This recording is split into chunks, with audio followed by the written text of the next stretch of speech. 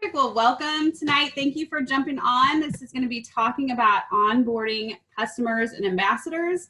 I think that this is something that really over easily gets way complicated, and the prospecting really begins at the sharing experience. But this begins as soon as they are welcomed into Plexus, the onboarding, as soon as they are welcome. So it's really going to be key when somebody goes on and signs up customers or ambassadors. They're going to learn from you how to duplicate this onto those people that they are bringing on. So you really want to keep the onboarding really crazy simple, but effective, so that they can duplicate what you are doing and you're not overwhelmed, they're not overwhelmed. So keeping it simple, working smarter and not harder. So I have a quick little PowerPoint that I wanted to share. And let me put this on. Perfect. If anybody can see this, give me a thumbs up, just so I know that I will start this slideshow. Okay, from the beginning. So this is, I like this blunt wording, but it's all about shrinking your butt. So many butts in this business, so much fear in this business. And I love this quote from Christy Jex. If follow-up is, let me move my screen. If follow-up is hard, you are making it about you. I love that. It's very blunt, but if follow-up is hard, you are making this about you. And this is not about us. This is about them and everyone that we're helping. So how key is that? The whole mindset that we have to get over ourselves in this aspect. And I think one of the biggest things with this is fear. You worked so hard to sign someone up. You worked so hard to build that belief in them, to have them trust you. And once you get them on board, then what happens? So you followed up with them for days, for weeks, for a year, however long they watched. I watched Jen Hawkins for 1 year, you guys, before I decided to take the plunge. But a lot of times our knee-jerk reaction when somebody signs up is to feel like, okay, now I'm done. Like, now it got them here. They're going to learn this on their own. They're going to build belief on their own. This is actually where our job begins. Our job begins at the point that we are sharing about this. Our job begins at the sign up. Our job is to truly help people have the very, very best experience.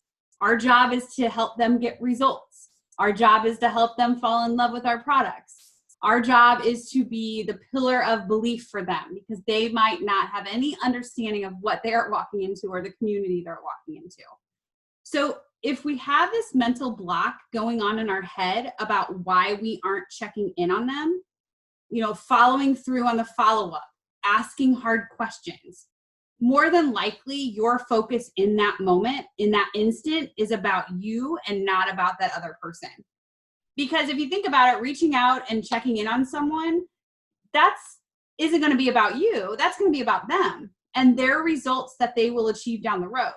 So it's because they put their trust in you. And one of the biggest things is that their belief starts, it's like rooted in faith. They have faith with you. They trust you. And that is just really the beginning where everything starts getting planted, where all of the seeds start getting planted. And that is really crucial, that we don't break that process. That faith can't be broken. That trust can't be broken. They have to know that you care about them, not just there to take that initial commission check, because that's not what it's all about. This is about them. This is about helping other people, being a servant leader, being someone who you can share your gifts with. So the biggest key here is keeping it simple for 3 reasons. Number 1, you don't want to overwhelm them. Number 2, you don't want to overwhelm yourself and make this like a crazy process. And then number 3, you want it to be duplicatable. You want them to be able to duplicate. So when we talk about shrinking our butts, again, our job isn't just to share. Our job isn't just to sign people. The job begins at the time we share, and it begins at the time of sign up, and then just helping people fall in love with our products. Think about when you first started. I know for a fact that I was going to have nothing to do with this business, and I was Jen wrong, really prove her wrong at feeling like these products were going to work for me. But she followed up, she stayed consistent, and I had results, and the connection was there, and have built something beautiful along the way. So the first step, guidelines for success, keeping it simple, adding people to the team page. Our team page is Pink Freedom. And then we also have a testimony page called Live Your Best Life. If you are not a part of these pages, you need to become a part of these pages, and you need to add every customer to live your best life, every ambassador to live your best life. And the team page, Pink Freedom, is for ambassadors only. I wanted to take a minute to really help you know how to properly welcome your ambassadors on the team page. And this might seem very elementary, and definitely this isn't my idea. It's not my original idea, but I think it's brilliant, so I wanted to share here. When you welcome someone on your team page, we have that knee-jerk reaction to minimize and kind of put them in a box, if you will. So like, for instance, you have a friend that joins. They are simply here for the wholesale pricing of the products. Our first initial reaction is to welcome them and say, hey, guys, I'd love to welcome Amy on our page. She's just here for the discount. I've seen that. I have phrased it like that. People have phrased it like that. And that is putting a person in the box that stops them before they start. And so maybe we could tweak our words and instead say something like, hey, I want to welcome Amy to the page. She's here to help herself with her thyroid levels or weight loss, or she's here to embrace these products as she starts this health path journey. Whatever that looks like for that person, whatever that might be, say something about their testimony, about why they started. And then after you do that, reach out to someone on your team with just like who might be able to relate to Amy who's joining. So if Amy's joining about thyroids, if you have somebody on your team or you know somebody on that page that has thyroid issues, reach out to them in a private message. Ask them if they would comment on her welcome post and identify with the reasons why she has started and how it's helped them personally with their personal issue to be relatable. So if like I had a thyroid issue and somebody would reach out to me and say, hey, could you comment on Amy's post? I would reach out, comment and say like, hey, I'm so glad you're here. I also started for my thyroid. This is where I'm at. This has helped me tremendously. So it's just about being relatable and that connection. It's very, very important to build that connection and build that community right away. It's the initial seed of where the belief is built. So if this new person just decided like, hey, I'm doing this, they're probably going to read that first welcome post because they're excited. It's the first time they've been like tagged on the team page. That's probably a post that they're going to read. Any post that they read, that's going to be the one. So people can comment on there and say something like, you know, or if you're thinking like, let's say if you don't have somebody on your team that personally has like a thyroid issue or something that Amy is dealing with, you can jump on board and say, oh my gosh, Amy, you know, hey, Amy, your sponsor, my friend so-and-so is such a wonderful health coach. You're going to have such a great experience with Plexus. Instead of saying like, just hi or welcome. You know, when somebody posts like, I'd like to welcome Amy to the page, instead of just putting welcome, talk up the person who sponsored them. Let them know that you're super excited that they're here and how that person that sponsored them is going to be such a wonderful health coach, because you're planting the seeds then of that sponsor being a great coach, or Amy is such a great health and business coach. You're planting the seeds for them to help build them up as well, even though they just sponsored someone, and to really put that in the mind of, hey, I am going to lead them. I am going to guide them. I'm going to be a great health coach, and I'm going to be a great business coach as well if this person wants to take it to the next level. So all of those types of things are so, so good. So that is really how a great idea would be to help welcome others on the team. And it's really important to embrace this type of thought process because it's so huge of planting those seeds of belief. Because like I said, it starts with faith and then it turns into a sense of belief. And you guys on this call, like you are the pillars of the belief with the team. And so it comes from you.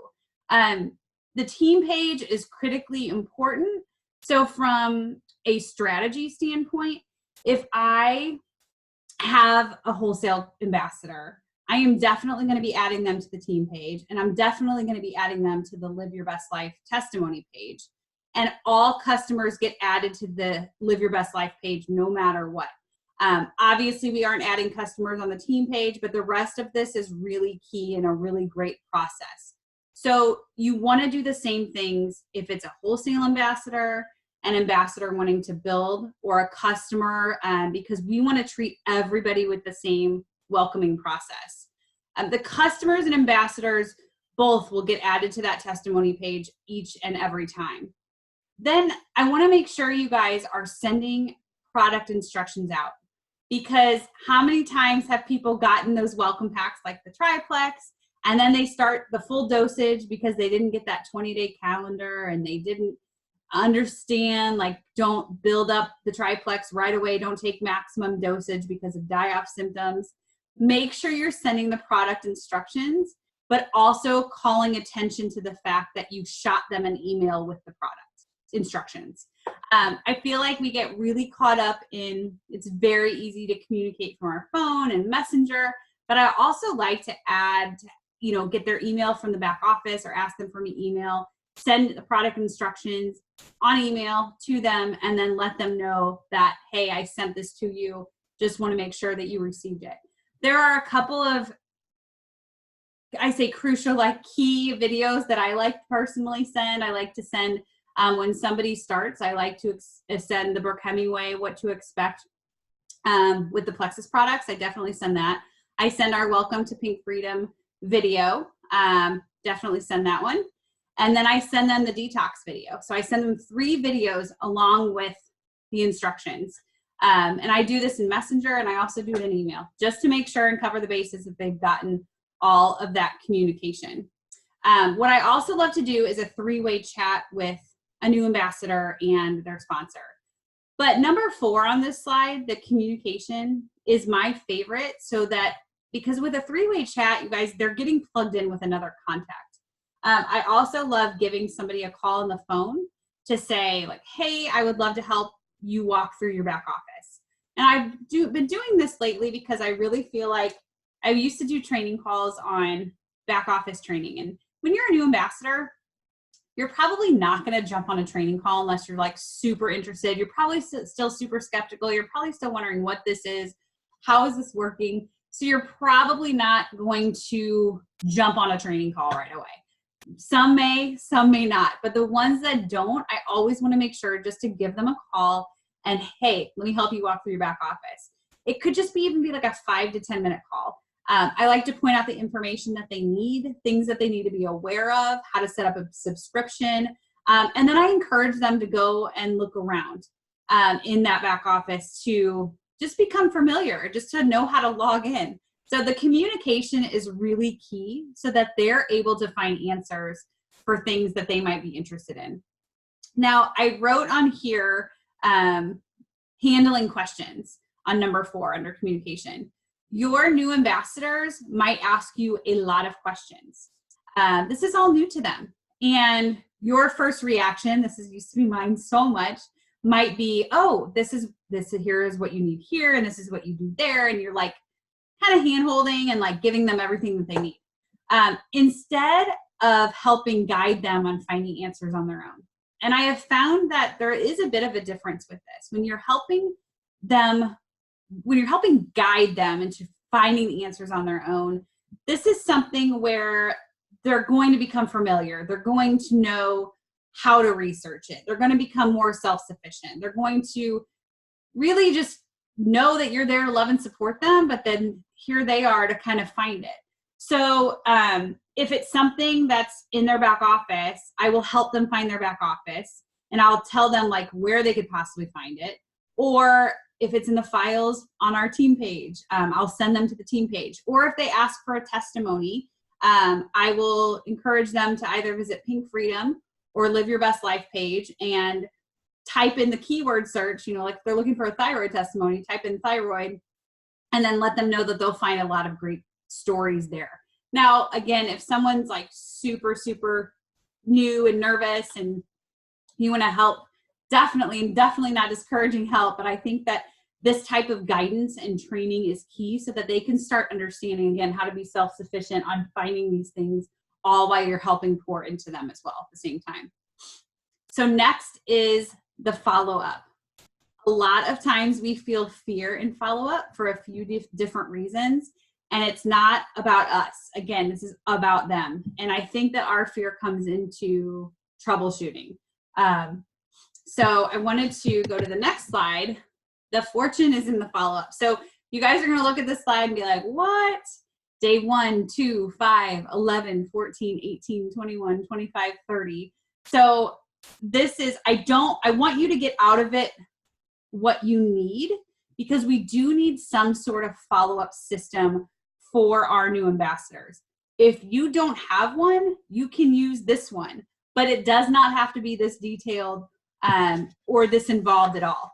And the reason that I am talking about this is because I know that over the last 5 years, I have failed miserably with many people on my follow-up, and you work so hard to recruit and get them on board, and then they join, and then it's like crickets. And then you're like, shoot, so that's what happens. And then they may quit altogether.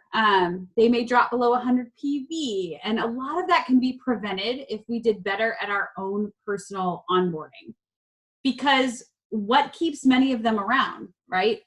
Relationships and community. What keeps us around? Relationships and community. And you can ask the same question, what turns people into business builders? How do I get more sellers? Relationships and community. This also keeps people from quitting when they feel like they're in a committed, I don't want to say committed relationship, but yes, I mean, if they're in a part of a community that is open and that builds them up. So the onboarding process from the very beginning is of those two words, relationship and community. So when you add them to the team page, they might see posts from myself, but they don't know me. So it's key for them to see you in the team page and you interacting. If you think about it from this sense, it would be like you bringing them to a party where they don't know a soul. You walk them in and then you leave. So it's super important that they see you in that team page and that you start to help build that relationship. And that's where follow-up is one of the big ones. And what I like about the process on this slide is that it gives you kind of an interval for a check-in process, but it gives you a different idea of what to say, and it keeps you accountable. Because I feel like a lot of people don't follow up because they are scared. And maybe they're scared of things like, if you guys have ever felt this way, maybe you feel like you're afraid that if you follow up, they're going to tell you that they don't like your products, or they're going to tell us that they gained weight, or they're going to tell us that they're going through die-off. We need to stop projecting the negative and build out and pass along our own belief. Because if you are someone who's scared to reach out and follow up because you're scared that they're going to say to you that you're bothering them, or that they're going to quit, that they're not going to respond, this is all something that we can overcome, but we have to stop projecting. And that is on our own belief. It's not about us, it's about them. So we can't be afraid to be that support for new ambassadors and new customers and have those hard conversations.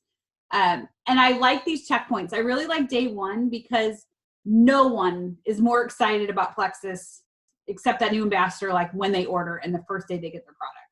So on that day 1, they're super pumped, they're super excited. Go ahead and send them the welcome email. Go ahead and send them the instructions. Get that out of place. But are you tracking? Like, are you checking on their order? That's another touch point, you guys, that we can really use. So, say to them, oh my goodness, you got your products. So excited. When do you feel like, are you getting started tomorrow? Or let me know. Let me know what you think of day 1. And then give them a couple of days. And then oftentimes the thing that keeps us from following up is that we overthink it and don't know what to say. So this is simple, send them a weekly check-in. Something like, way to go, it's been a week, great job. Like, what are you doing that's helping you stay consistent? What are your favorite parts so far? Then send them, a motivational graphic. Then maybe a week later, you can send them a video or a testimony that reminds you of them. So for example, you could say, you know, oh my goodness, I came across this video. My friend Amy also struggles with hypothyroidism or Hashimoto's, and I thought of you and wanted to pass this along. And you can say something like, I'm rooting for you to get through your 90-day point. So excited for you.